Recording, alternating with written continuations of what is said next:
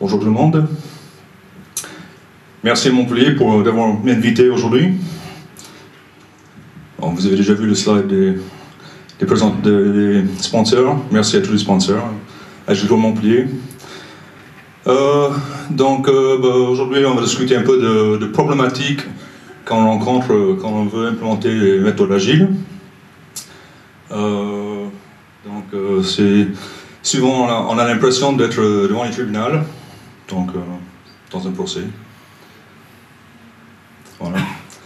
Moi, je suis Sam Cranford, je suis agiliste depuis 10 ans, développeur depuis 15 ans. Je fais beaucoup de transitions vers l'agilité. Je suis aussi formateur, et comme vous entendez, la présentation est en French English, French US. Tout le monde connaît Franz Kafka, non? Oui, non? C'est un écrivain tchèque de langue allemande qui a écrit des livres qui sont absurdes, tellement absurdes qu'ils ont eu un propre nom à eux-mêmes, kafkaesque en anglais. Il a toujours une atmosphère très cauchemardesque, sinistre, et il y a souvent de la bureaucratie, beaucoup trop de bureaucratie, qui prend le prix sur l'individuel. Ça vous parle? Vous voyez un peu d'où j'en viens? Donc, un de ces livres, et dans le titre de ma présentation est tiré, s'appelle Le procès. C'est un livre où, un beau matin, les gens viennent arrêter un homme dans son lit. Il ne dit pas pourquoi. Il ne dit pas ce qu'il a fait. Il dit qu'il est coupable, mais il ne dit pas pourquoi. Il donne rendez-vous dans un lieu pour un procès, mais il ne donne pas le lieu spécifique. Il dit viens nous trouver. Les thématiques sont dans ces livres, c'est la déhumanisation, la liberté d'esprit, il n'en a pas, et surtout l'incompréhension et la recherche de la vérité. Donc, vous me suivez toujours? Ça vous parle?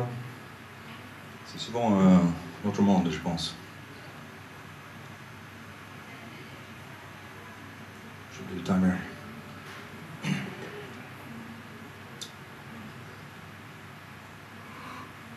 Un autre de ces livres le plus fameux, c'est La Métamorphose, donc le deuxième mot dans le titre. Dans La Métamorphose, un bonhomme se réveille un matin et il est transformé en insecte horrible. Il ne sait pas pourquoi, il ne sait pas comment. Il n'est jamais expliqué dans le livre pourquoi ni comment. Mais du coup, il se trouve handicapé. Il a perdu son identité, sa famille déteste, il se fait battre par son père, sa mère a peur de lui. Du coup, il se trouve en solitude totale, il ne peut pas sortir de sa chambre. Il a perdu sa routine, il a perdu son boulot, parce qu'il ne pouvait plus pratiquer son boulot de commercial, étant un grand cafard. Donc c'est le mélange de tous ces noms, ces sentiments, c'est le kafkaïne pur. C'est toujours une oppression, une absurdité, une cauchemardesque. Donc, un peu comme ressent Bob en ce moment. Ça ressemble à vos équipes? Moi, j'ai vu des équipes comme ça. Vous avez entendu l'histoire de l'équipe de...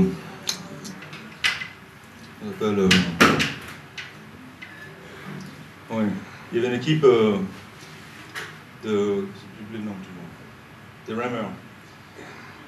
Ils avaient fait une course, ils ont perdu d'1 kilomètre. Donc, ils ont invité des consultants pour venir les aider à s'améliorer. Donc, au lieu d'avoir 4 rammers et un barreur, ils ont mis un deuxième barreur pour mieux gérer les 3 rammers qui restaient. Donc ils font notre course, ils perdent cette fois-ci de 2 km. Donc ils ont fait une autre réunion, puis ils ont mis encore un autre barreur pour gérer les 2 rammers qui restaient. Et vas-y, vous voyez la suite. Ça ne s'améliorait pas. Donc ça c'est un effet kafkien, purement. Il n'y a pas de sens. Il y a une bureaucratie qui dit, on va faire comme ça, c'est sûr que ça va marcher mieux, vous allez voir. Enfin, ça ne marche pas. Donc tout le monde ici travaille dans l'informatique, j'imagine? Oui, non? Qui fait l'agilité? Qui fait du TDD? Tous les jours? 100% du code? Oui. Qui fait du Scrum? Qui sait ce que ça veut dire l'acronyme Scrum? 2, 3. C'est une question piège. Scrum n'est pas un acronyme. Donc, là, je vais vous présenter M. Kafka et ses adjectifs qui sortent souvent. Vous avez déjà entendu le mot kafkaïne, non? Parfois, c'est dit kafkaesque. En anglais et en allemand, pareil, c'est kafkaesque. Donc, c'est l'oppression et l'absurdité. Pourquoi je prends mes notes?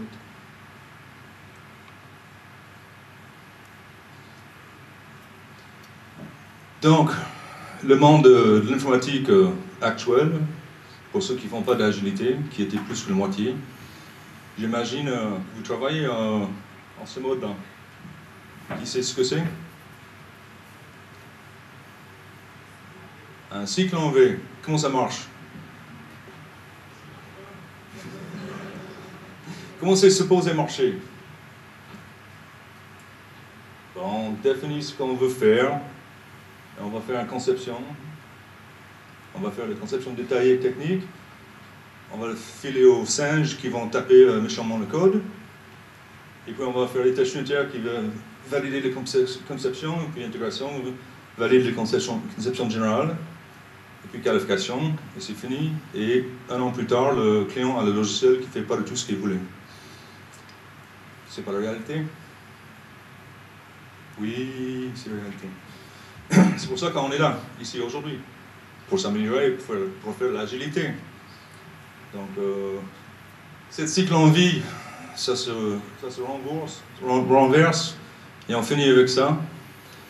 Donc, on a nos singes qui codent méchamment ce qui était défini plus haut, et ainsi de suite. On a une hiérarchie qui représente quelque chose, je ne suis pas sûr.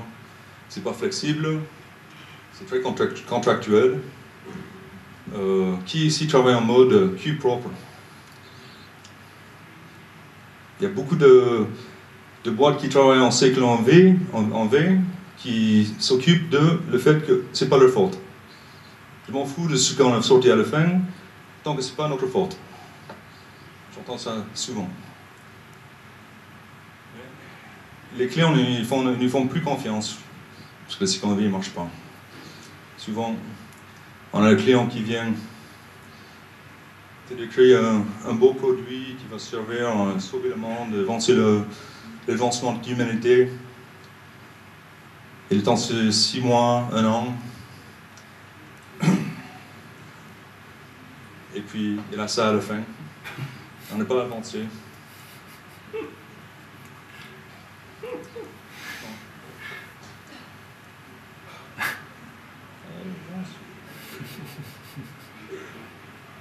Go! J'ai un autre slide, je pense. Ouais, J'ai une vidéo qui fait 80 gigas, donc voilà.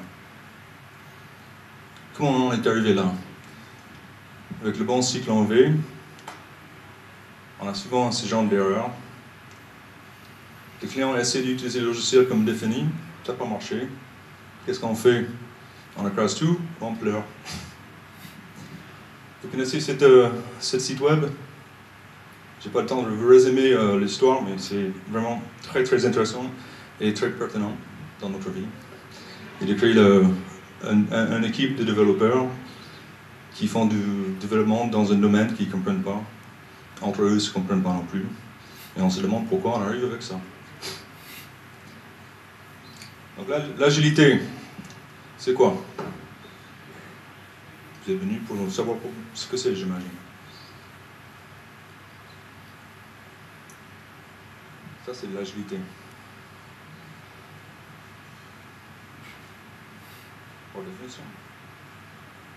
Mais on n'est pas venu pour parler de ça. On a déjà vu ça, je pense. Déjà, Pierre nous a montré. Le manifeste agile, mais tout le montrer en anglais. La version traduite officielle. Il n'était peut-être pas d'accord avec. Tout le monde le connaît déjà, non? Qui peut le citer? Vas-y. Sans regarder. Non. Pas le preneur. Donc on a les 4 principes. Qui a vu la présentation de Pierre tout à l'heure? J'ai bien aimé ça. La première ligne, c'est le plus important. C'est l'essence de l'agilité.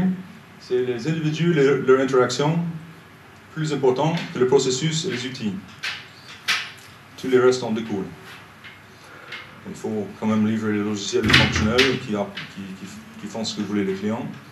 Pas un vieux vilain renard qui ne sert à rien. Collaboration, c'est comme ça qu'on arrive à avancer. Les clients, souvent, ils ne savent pas ce qu'ils veulent. Donc, si on n'a pas un dialogue réel avec les clients, si on fait juste ce que dit le client, on finit avec quelque chose qui n'a pas de cohérence. Henry Ford était noté d'avoir dit si j'avais fait ce que voulait le client, j'aurais fait un cheval plus rapide. Tout ce que voulaient les utilisateurs à l'époque, c'était d'aller plus vite. Ils ne savaient pas, ils voulaient une voiture. Donc c'est avec le dialogue avec les clients qu'on trouve la vraie solution de leurs problèmes. L'adaptation au changement. On n'arrive même pas à lire ça. Vous allez sur le site de Manifeste Agile, vous avez tout ça, mais déjà je sais que vous le connaissez, parce que vous êtes là. Donc la problématique qu'on rencontre souvent dans les transitions agiles, il y a souvent un problème de gestion. Qui sait ce que c'est le empirique, gestion empirique? Qui a déjà passé le Scrum.org, Scrum Master Certification? C'est une des questions primaires. Les bases de l'empirisme, c'est transparence, adaptation et inspection. Donc, la différence entre gestion d'un projet empirique et prédéfini, j'ai vu une très belle analogie.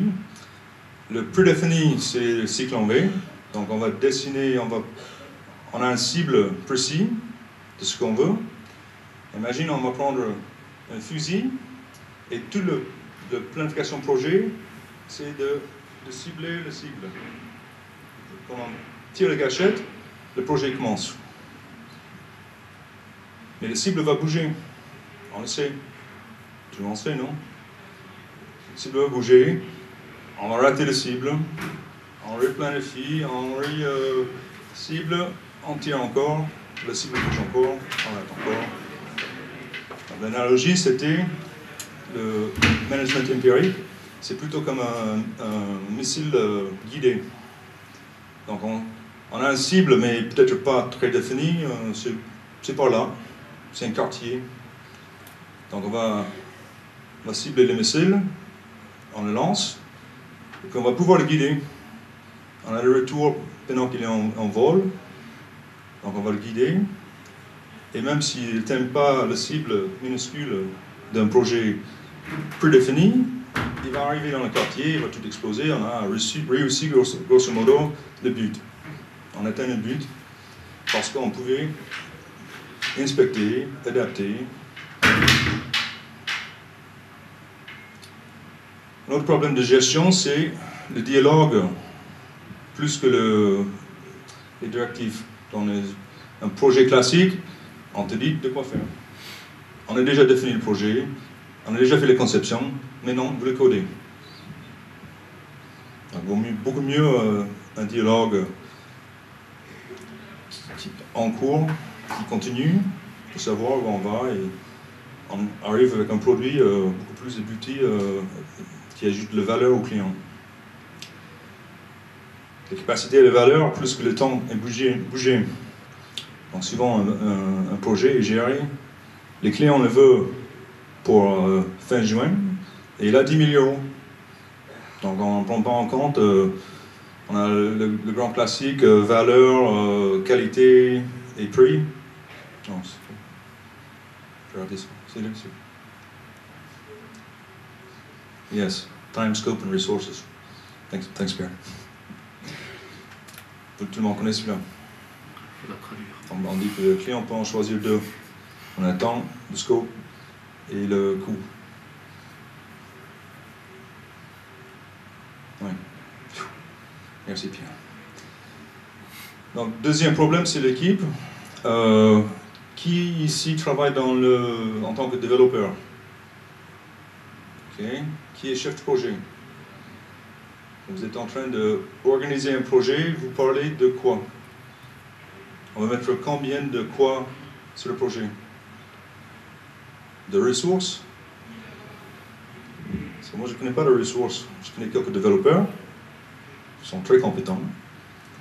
Ils ne sont pas du tout interchangeables. La ressource est interchangeable. J'enlève un, je mets un autre, rien ne change, le plan continue, on va droit dans le mur. Autre organisation, plus que la hiérarchie.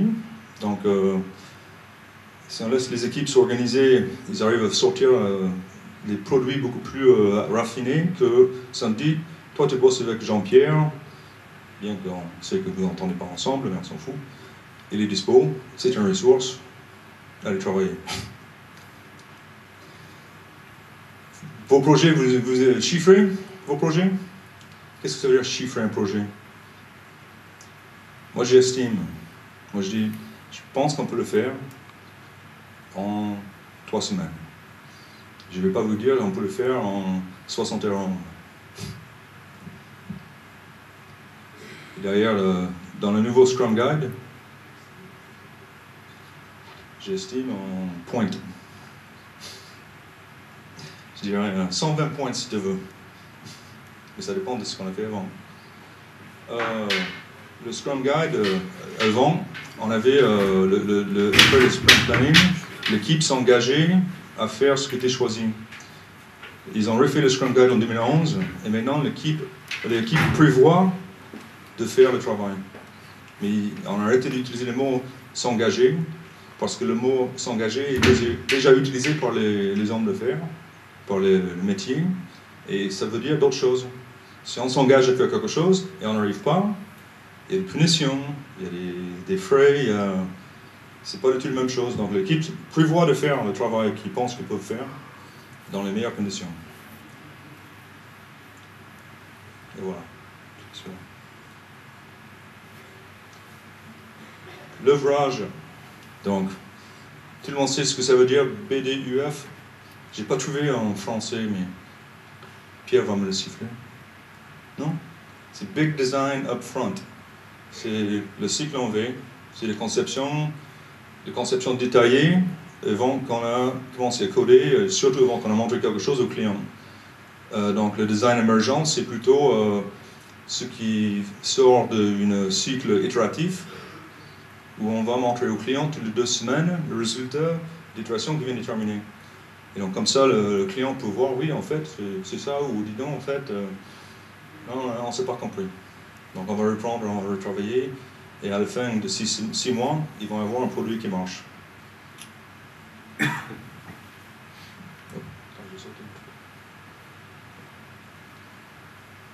Qui ici est un expert dans un domaine? Je m'en fous de quel domaine, mais qui est expert dans la salle?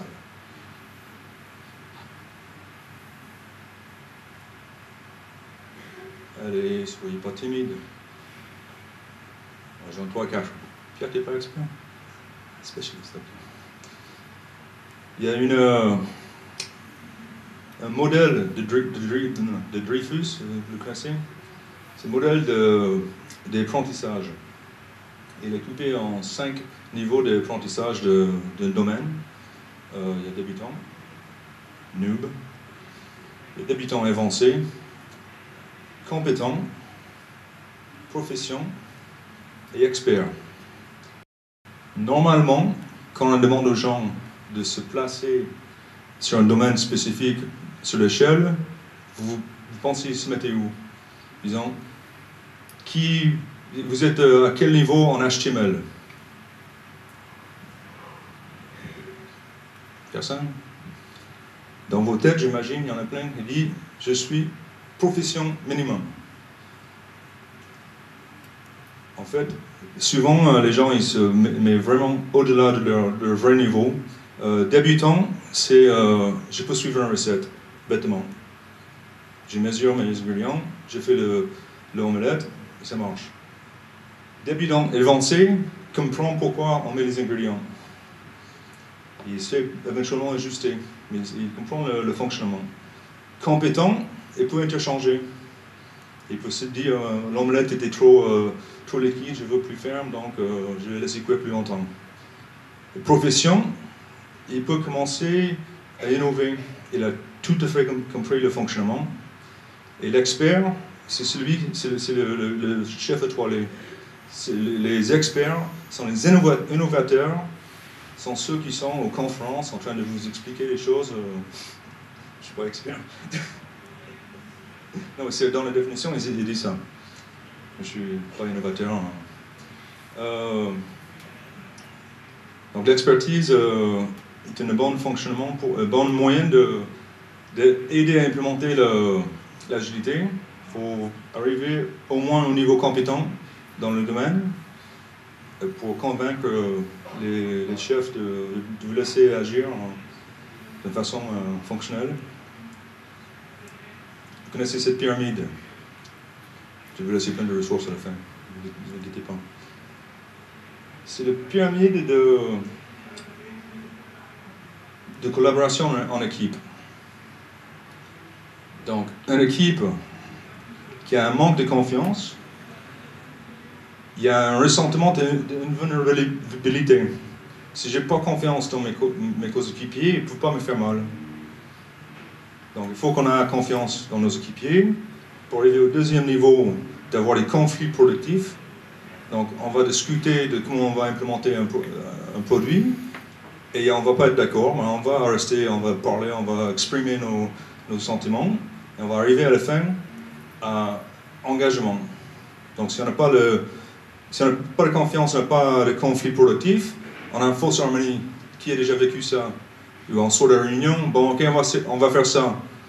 Et puis 3 semaines plus tard, ah bon non, ça n'a pas marché. Il y avait une fausse harmonie, les gens n'étaient pas engagés dans le faire. Donc une fois qu'on n'est pas engagé, si on n'est pas engagé, il y a l'ambiguïté. Ben, j'ai jamais dit que j'allais faire ça. Je n'étais pas d'accord. Et donc on n'est pas responsable. Et quand on n'est pas responsable de nos engagements, on a le résultat médiocre. Et le point, c'est l'attention au résultat. Si on n'a pas les 4 niveaux inférieurs, on s'en fout du résultat. Tout ce qu'on veut, c'est, moi je veux être le chef et je veux être le mieux payé. Je m'en fous les clients. Donc ça, c'est dans le livre de The 5 Dysfunctions of a Team. Le lien en bas. Créativité. On ne peut pas le forcer. Si on met de pression sur les gens, et soyons honnêtes, le développement de logiciel est un métier créatif. On demande de créativité aux développeurs et à toute l'équipe. Et on ne peut pas le forcer. Et la pression tue la créativité. N'attendez pas quelque chose, une solution créative d'une équipe sur laquelle vous mettez beaucoup de pression. Ça n'arrive pas. Ils vont sortir quelque chose pour que vous les laissez tranquille. Mais ça ne va pas être le plus créatif. Le change. Donc, voilà le nerf de la guerre, pourquoi vous êtes là. Comment on fait changer les choses? C'est difficile, et c'est difficile pour plusieurs raisons. Il y a certains profils qui sortent souvent quand on essaie d'implémenter des changes n'importe où, pas que dans l'entreprise, ça peut être entre familles ou dans une association. Souvent, il y a l'ignorant, celui qui n'est pas au courant, qui avait d'autres options. Tout bêtement, c'est pas méchant, mais je ne savais pas qu'on pouvait faire autrement. Il y a le mouton. Eux voulaient faire comme ça, moi je veux le suivre. Il y a le cynique. Okay. C'est dans un livre que je vais vous recommander. Voilà la grille. On m'a dit que je suis allé trop loin. Donc il y a 3 valeurs que peuvent toujours vous aider dans l'implémentation de l'agilité. Honnêteté, si on expose toujours les fraudes, sur l'échéance juste, et surtout ne pas vous laisser écraser, dites toujours la vérité. La maturité, donc soyez assez mature pour dire, écoute, on se plantait, désolé, on va faire une rétrospective pour savoir pourquoi. Et humilité, de savoir reconnaître ses fautes. Donc, ces livres sont la base de tout ce que je vous ai présenté. Désolé, c'était un peu bruyant, mais c'est la première fois que j'ai fait 20 minutes et je suis à 23h50. Donc, n'oubliez pas, soyez agile, on va arriver. J'ai d'autres livres, voilà. Merci à tout le monde.